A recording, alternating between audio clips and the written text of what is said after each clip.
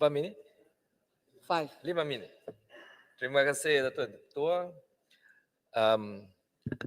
Ini run undang-undang ini memang merupakan satu run undang-undang yang dinanti-nantikan oleh rakyat Sarawak.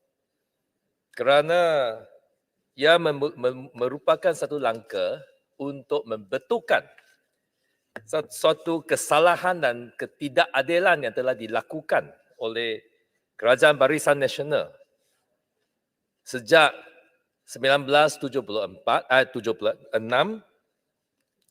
dengan menurunkan taraf rakan kongsi Sabah dan Sarawak dengan Melaya daripada 3 wilayah kepada salah satu daripada 13 negeri. Dan ini memang merupakan rang undang-undang yang dibentangkan hari ini, memang merupakan satu langkah pertama untuk membetulkan kesalahan yang dilakukan. Dan ia tidak akan berlaku kalau tak ada political tsunami yang berlaku di dalam tahun 2018. Kerana sejak 1976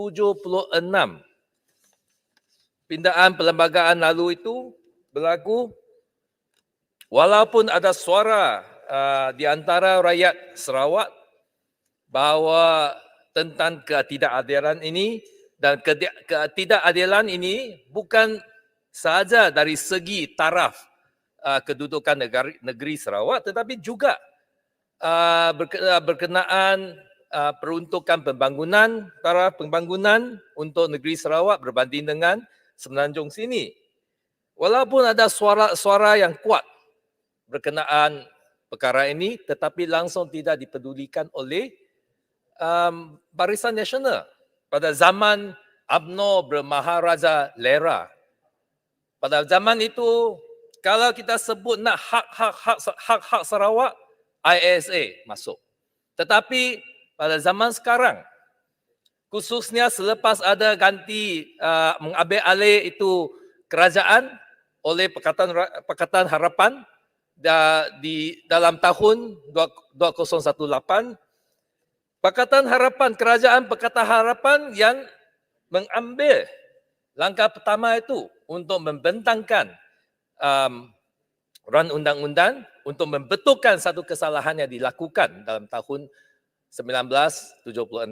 Tetapi malangnya pada masa itu, run undang-undang kami telah ditolakkan oleh GPS bersekongkol dengan UMNO dan PAS. Dan oleh itu saya rasa memang hari ini kita ada rang undang-undang yang serupa ni dibentangkan, kita akan sokong. Kita walaupun sebelum itu GPS tak sokong rang undang-undang yang kami bentang, tapi kita tak akan balas dendam. Kerana untuk Pakatan Harapan, untuk kami mementingkan kepentingan Sarawak lebih daripada kepentingan politik, tak serupa dengan GPS. Oleh itu kami akan sokong, tapi saya kata saya nak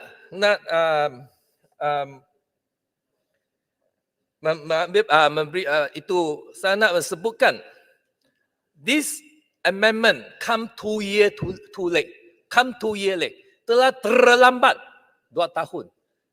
Kerana ia hanya merupakan satu langkah pertama untuk membetulkan apa ketidakadilan yang dilakukan oleh Barisan Nasional sepanjang 50 tahun selepas pembentukan Malaysia. Dan oleh itu saya ada buat cadangan tentang otonomi pendidikan dan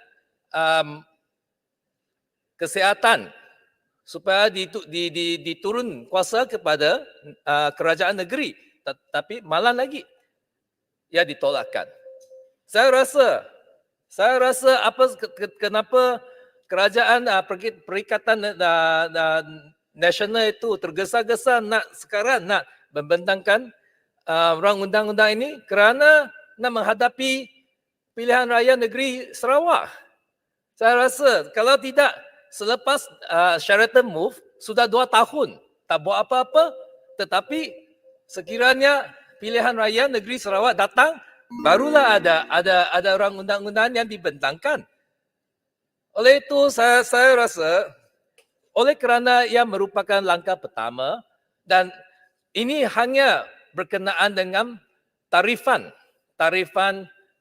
Malaysia. Dan ia ada tidak bermakna kalau tidak disusuli dengan langkah kedua, langkah ketiga di mana ia berkenaan penurung kuasa kepada negeri, iaitu otonomi dalam segi dalam bidang kesihatan, perubatan dan pendidikan.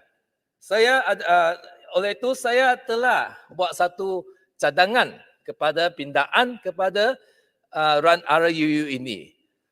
Malangnya walaupun Menteri Undang-Undang daripada GPS daripada Sarawak, nampaknya cadangan saya untuk penurunan kuasa kepada negeri itu dalam bidang perubatan dan kesihatan dan pendidikan ini telah ditolak oleh Menteri Undang-Undang. Cadangan saya dimasukkan pada hari 30 hari bulan November 2021. Ada 2 minggu sampai hari ini, takkan kabinet tak boleh bincang, takkan Menteri Undang-Undang tidak berbincang dengan kerajaan negeri. Apa sebabnya ditolakkan dan tidak diterima? Bukankah GPS lalu di Sarawak melaung-laung kuat tentang nak otonomi pendidikan, nak otonomi kesihatan dan perubatan, tetapi cakap besar sana, cakap besar di negeri Sarawak, masuk parlimen sini, walaupun ada cadangan untuk penurunan kuasa kepada kerajaan negeri, tak terima. Apa sebabnya? Oleh itu saya nak minta satu penjelasan juga kepada daripada itu Menteri Undang-Undang. Dan akhir kata, walaupun 2 tahun terlambat, tetapi late is better than never lah. Late is better than never, dan saya rasa pindaan ini tak akan memberi apa-apa kesan atau tidak bermakna kalau tidak disusuli dengan penurunan kuasa kepada negeri Sarawak dalam beberapa bidang yang saya sebut itu. Oleh itu saya haraplah kerajaan jangan tunggu lagi sampai pilihan raya negeri yang akan datang ke-13 barulah bincang perkara ini. Saya harap langkah kedua, langkah ketiga untuk membetulkan apa-apa ketidakadilan yang dilakukan oleh Barisan Nasional sepanjang 50 tahun lebih boleh dipercepatkan. Dengan kata-kata ini, saya menyokong RUU ini. Sekian, terima kasih. Yang Muhammad Batang lupa. 5 minit.